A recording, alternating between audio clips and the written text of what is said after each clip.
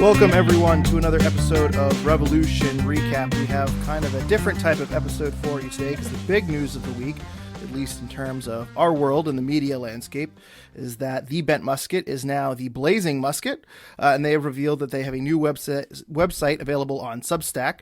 And I am joined here today with Sean Donahue and Tanner Rebello, and we are here to announce that we are also joining their outlet and their Substack and are joining them as partners for the Blazing Musket. So, Sean, first off, I know you weren't here last week. I'll start with you. How's it going? And what are your initial thoughts about the Blazing Musket?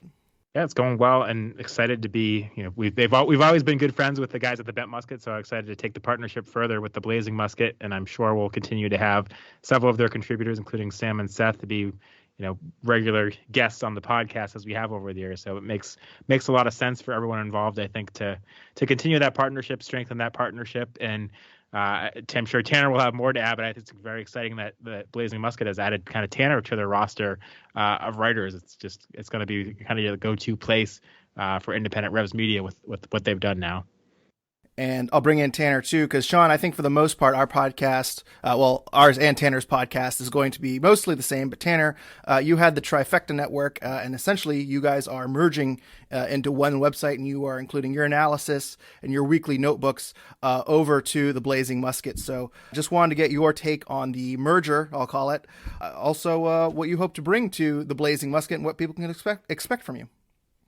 Yeah, obviously, I've been close with the Bent Musket and all those guys, Sam and Seth and Josh and Jake and Dolan and everyone there. And when the Bent Musket kind of went by the wayside and this idea of a Substack came in, and obviously I was already doing the Substack for Trifecta, but I think I saw that opportunity to really consolidate our efforts, provide fans with value, but also a one-stop shop of really good writing.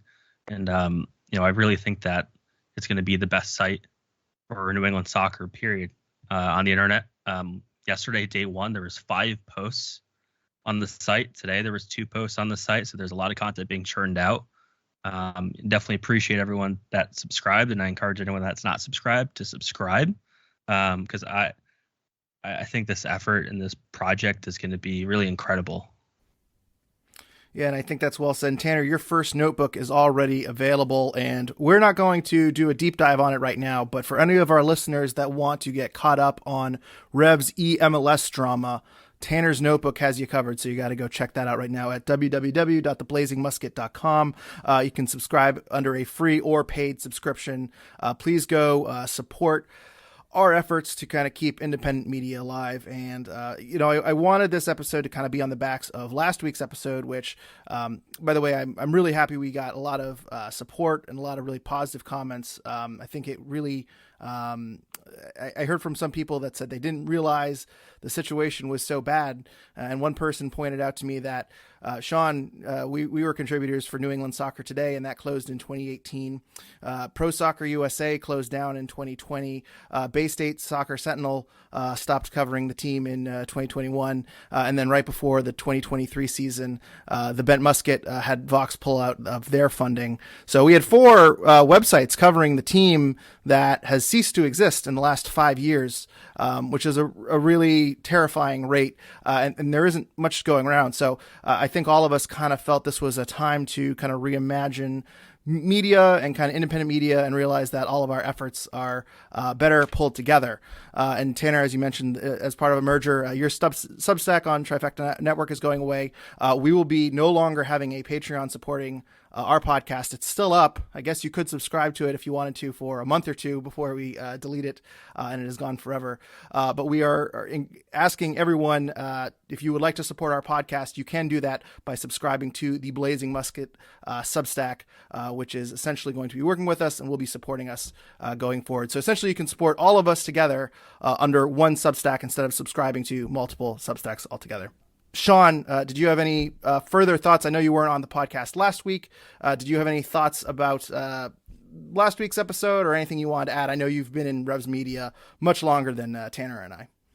No, I think you did a great job covering it last week. It is really disappointing to see SB Nation pull their coverage for soccer, especially at a time when it seems like soccer is growing in this country, but also at the same time, as you pointed out, with the the Apple TV deal, the risk of it becoming kind of more niche as everything gets put behind a paywall.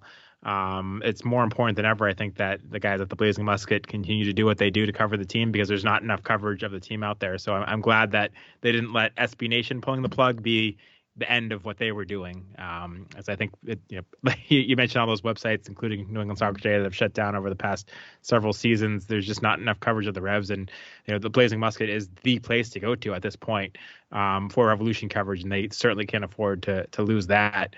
I think especially going into the season, which kind of so much uncertainty with the WBZ partnership going away and everything going on that Apple TV platform.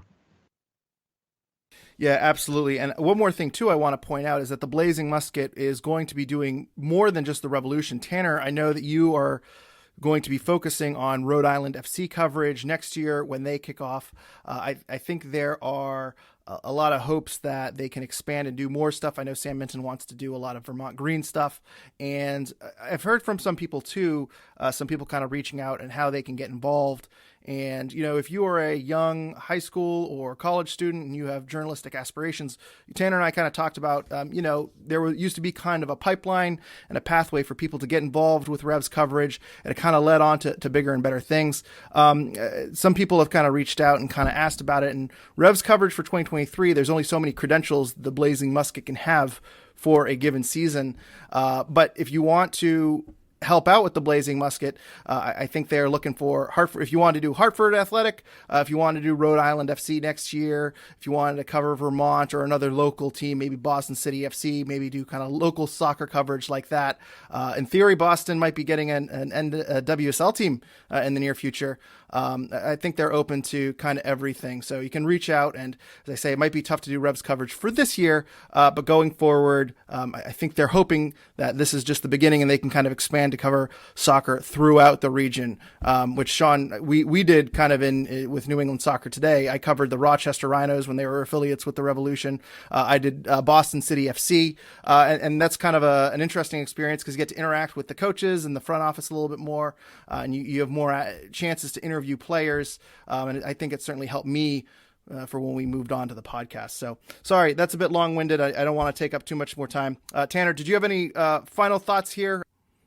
Yeah, I think you kind of hit the nail on the head, right? Like, we're looking to cover everything. I think obviously there's a lot on everyone's plates right now, and they're trying to build this. But I think making it a one-stop shop, and obviously I'll be covering Rhode Island FC next year, and I do think there's a lot of opportunities for young journalists. But that being said, what I did when I started Trifecta, I launched my own website. I wrote for my own website. I got credentialed through my own website. Like, there is other paths too. Like, I don't want to discourage anyone. Like, you don't need the Blazing Musket to launch your own thing. I think the best thing you can do if you're interested is to start writing and start doing it.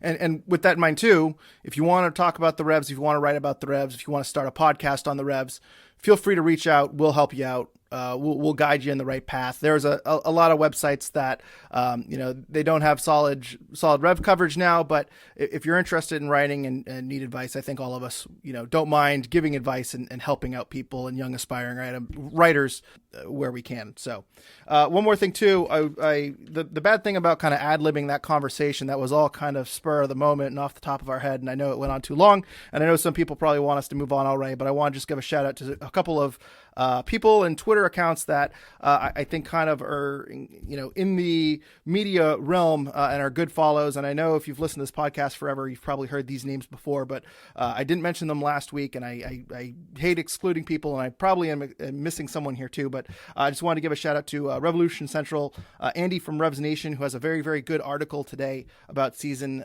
ticket holders and their benefits and how it compares to the rest of the league. He posted that today, so you can check that out on Revolution Nation. Revolution Report, who is not as active, Any Revs UK, and of course Gustavo Lopez, who hopefully will get on at some point this season. All great follows, all contribute to the Revs media landscape. So if you don't follow them on social media, make sure you do.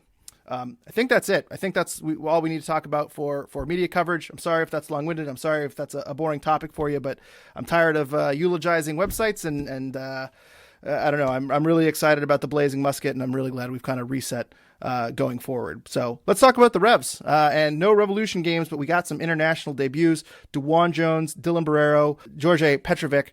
Tanner, what were your thoughts about these international debuts, and did anyone impress you? Yeah, I think DeJuan Jones impressed me a lot. It was really good to see him get this opportunity to get his first cap. I think if you watch DeJuan Jones ever since he came in the league for the Revolution, you've just seen that he has something special. He has pace. He can make recoveries. He's dangerous in the attacking third. He's one of the best outside backs in Major League Soccer, and he's been one of the best for a couple of years. So it's really great to see him get a look at the national team level. It is kind of tough that there isn't a full-time coach right now for the U.S. men's national team, so maybe these games might not matter as much as if they had a permanent coach in place. But that being said, I think a lot of people have said his days in New England are numbered, and I would tend to agree with that. But the counterpoint is that I thought his days in New England were numbered for a long time. So DeJuan Jones is my main takeaway. I think it's really great to see him get that national team look. It was interesting, too, that his 2 appearances came as a right back instead of as a left back. He's played most of his time with the Revs as a left back, but I thought he did really well as a substitute against Serbia. I thought he was a bright spot, created a lot of chances. I thought he did well against Colombia as well. But I completely agree with you. DeJuan Jones was a huge bright spot, and he's probably the takeaway from these 2 games. But Dylan Borrero, I think we had to talk about it as well, because I thought he played really well against the United States. At one point, I think he deep into the game, he still had 100% passing accuracy. But what was fascinating to me is that he was playing more of a narrow role. So Colombia played a 4-3-3 formation, and he was playing in that 3-man midfield instead of as a winger, which is not something we've seen Borrero do for the Revolution.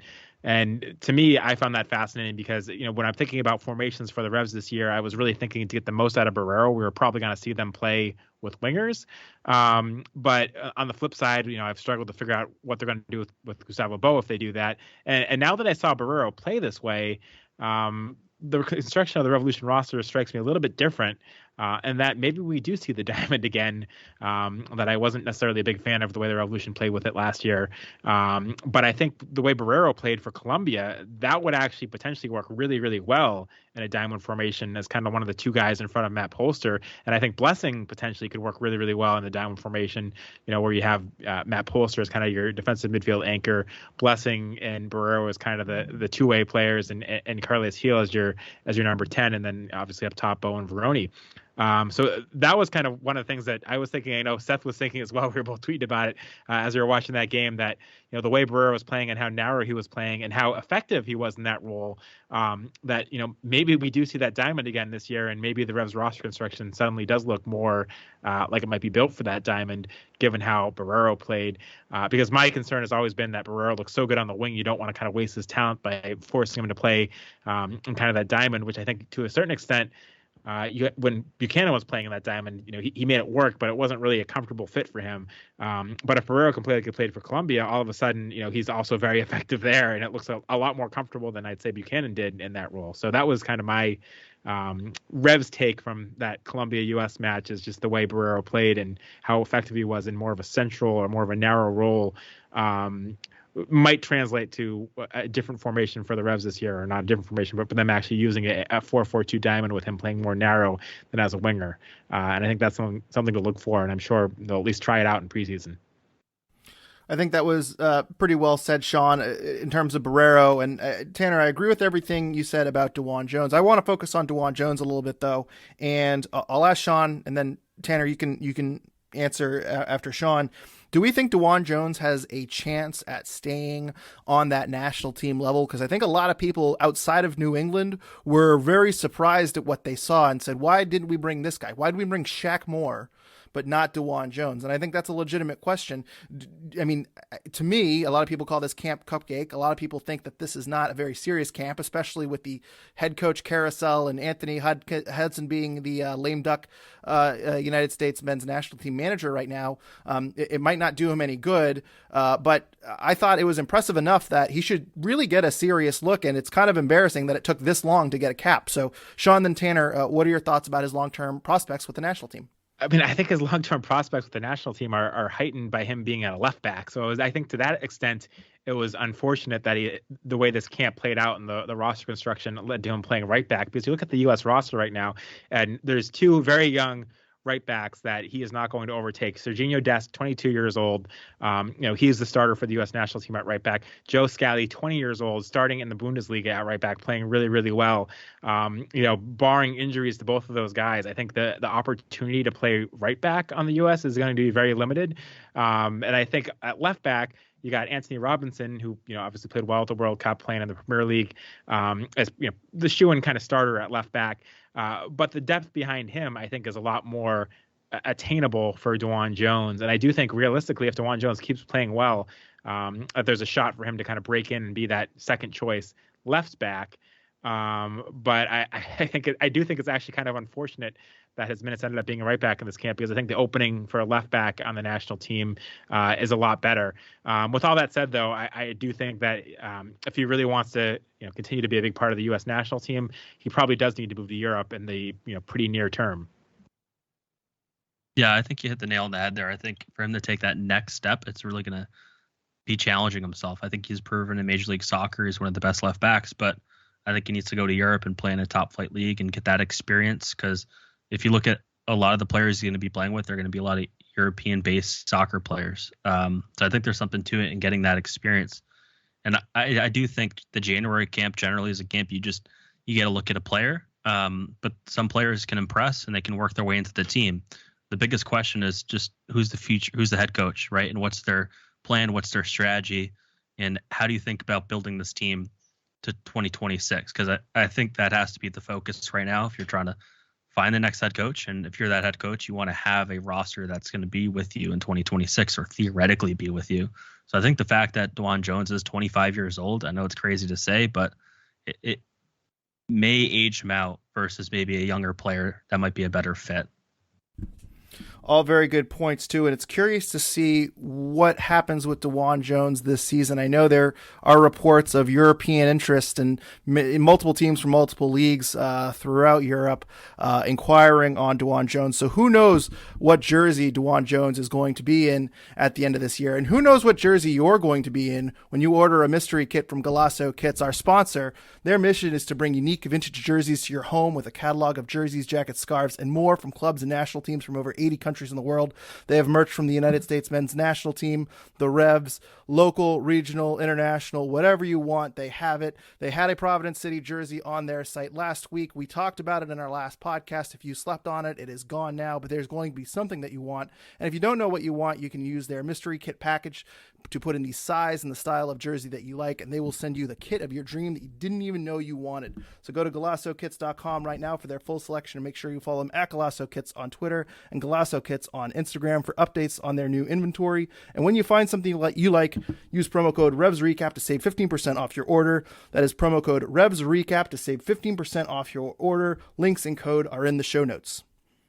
One other Revs note I want to talk about today, and this is also on the Blazing Musket. Seth McComber had an interview with Bruce Arena. Bruce did not give too many things away, but there was one comment in this article that I wanted to highlight, and that is Bruce Arena was asked if there were going to be any moves before the season opener, if they were going to add any more players, and Bruce Arena's exact quote, "We have to get through preseason before we can figure anything out, to be honest with you. We're not going to be adding any more players than what we have." And I found that quote to be very interesting, because does what we have mean on the roster, or does that mean players in preseason? As we've talked about on the last podcast, Ima Boateng is in preseason with the Revs on trial. They also have two Revolution 2 players in Pierre Cayet, a center back, and Nico I'm going to mispronounce this one, Campuzano.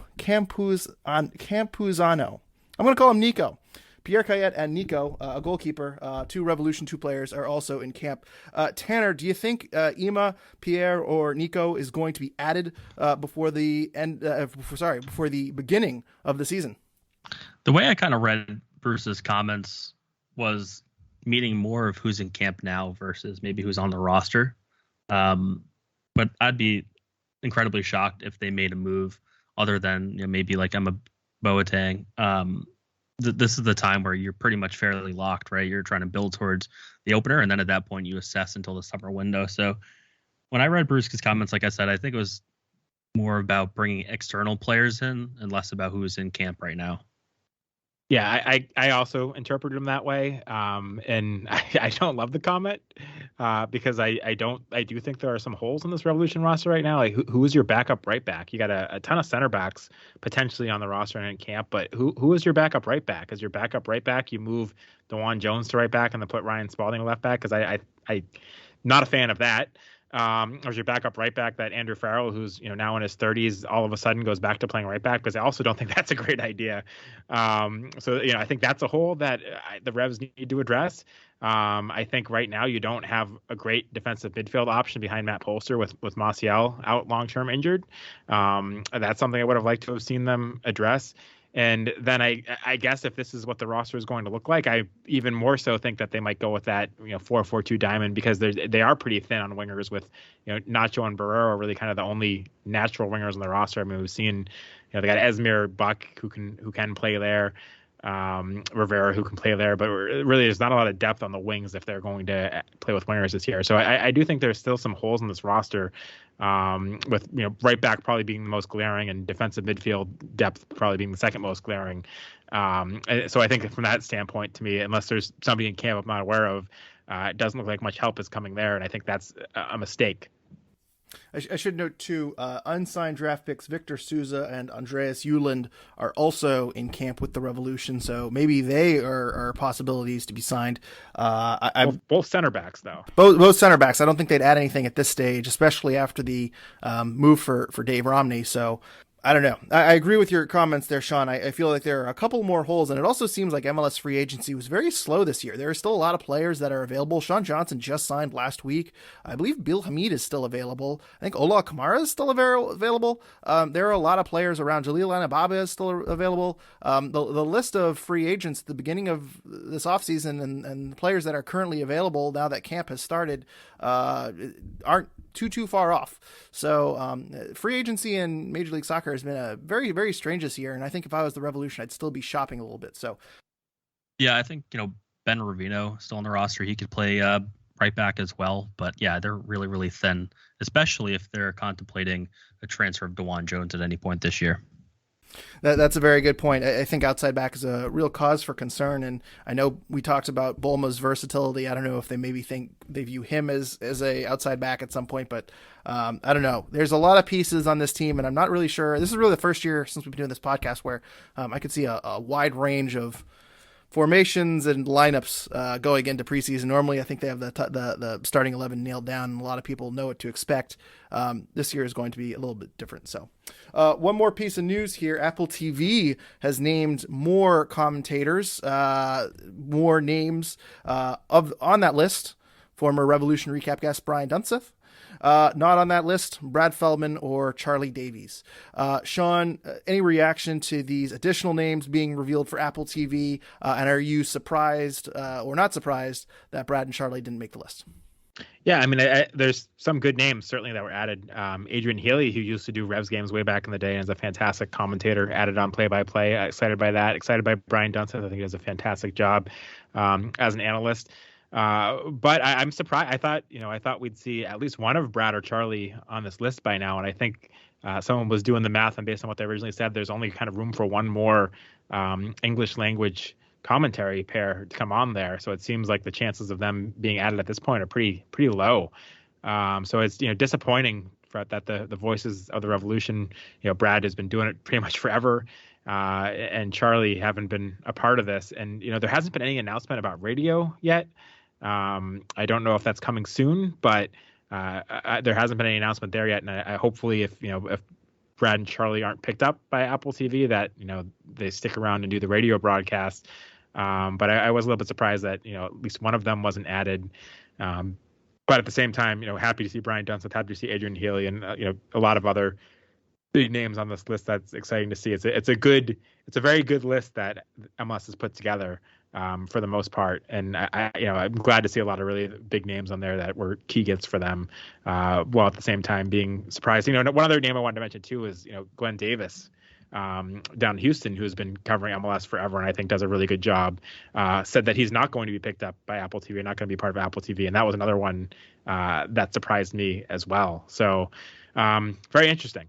Yeah, I was more concerned about the Apple TV commentators prior to hearing some news that has sort of been leaked out and shared out at this point. But the fact that they're looking at doing regional commentating teams so that you have sort of a pair for a certain region, so you're going to potentially have more consistency on game calls than you would have otherwise. Because one of the concerns that I had initially with this idea was you're going to get a bunch of national guys calling games, national teams. But the fact that they're looking at it more regional and you're going to have the same couple pairs calling your games, I think is going to potentially help with the consistency, the announcers knowing the ins and outs of the team.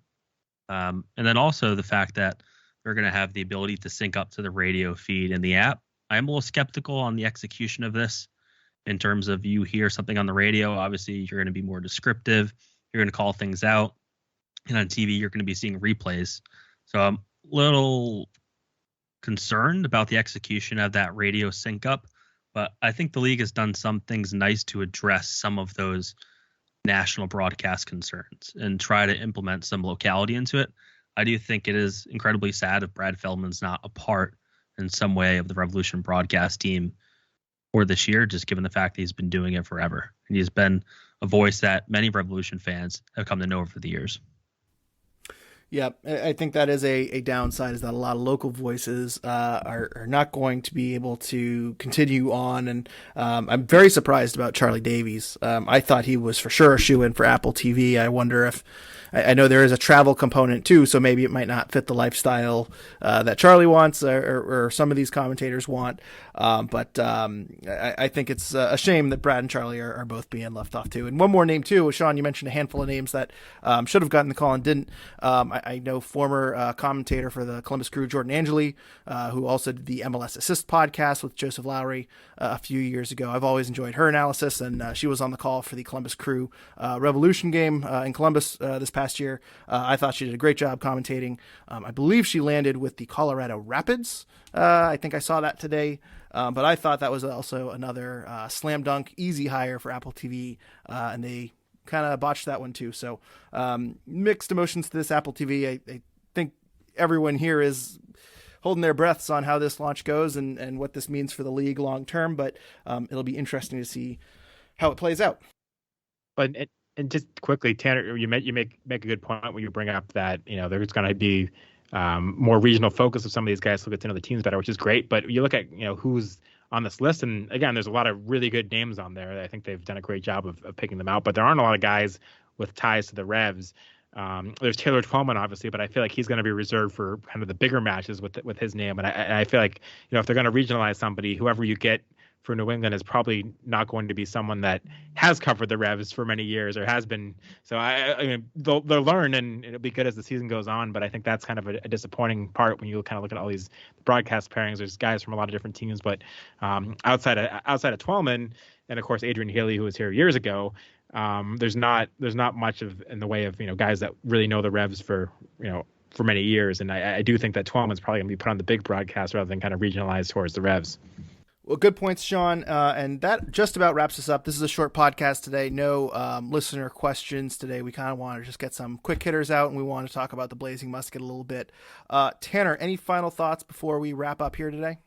Yeah, the first preseason game is coming up on Thursday against Inter Miami. So that's something definitely look forward to. Sort of the sign that the spring is coming. So, Sean, any final thoughts before we wrap up here today? Yeah, I'd be looking a lot more forward to the preseason games if we could watch them, or if there was even any indication that there was going to be reporting on them, because it's very secretive, and who knows if we're going to get much of any information out of them. Usually there's been at least one or two preseason games that have been streamed, but we haven't heard about any of them this year doing that. So that to me is a little bit disappointing going into the season, especially with all the new additions the Revolution have made, that we're not going to get to see any of them in preseason and until the season actually starts. But no, I'm just excited for the actual season to start, for us to see games, and really excited to continue to read the Blazing Musket, and everyone should go there and support them and sign up for the Substack, because the region needs independent media coverage. And again, especially with all the broadcasting going behind the paywall and Apple TV and the league controlling all of that, I think it's more important than ever that sites like the Blazing Musket exist and thrive. So please support them. And one more thought here. I did do a spot on the MLS Aces podcast. If you've been a longtime listener of this podcast, you know we've talked about them a few times. Tom, who does that podcast, does a great job covering MLS. And right now he is doing a team preview for every team in the league. Kind of quick 10, 15-minute snippets. He brings in a guest. I got to do the Revolution episode. So if you want to hear some quick, in-depth team previews, go check out the MLS Aces podcast. And even if you don't, just give him a follow on Twitter and see the content he's making over there. And Sean, by the way, while we're talking about Revolution Media, I think we need to give you a round of applause too, because while I was combing through our catalog on our platform where we publish our episodes, I realized that the last episode we published was 298, which means this is 299. And so our next episode is going to be episode 300, going all the way back to 2005 when you started Revolution Recap. So I think you deserve a big pat on the back for covering the team as long as you have and building Revolution Recap to what it is. So I think we might try to do something special for episode 300. We'll keep you in the know on that, so follow us on Twitter and make sure you follow us there. But Sean, tip of the cap for the big 300. Thank you. And there might be one or two that are missing from the archive, but we'll ignore that and continue to roll with the 300. It's an exciting milestone, and it's crazy to think that we've been doing this that long.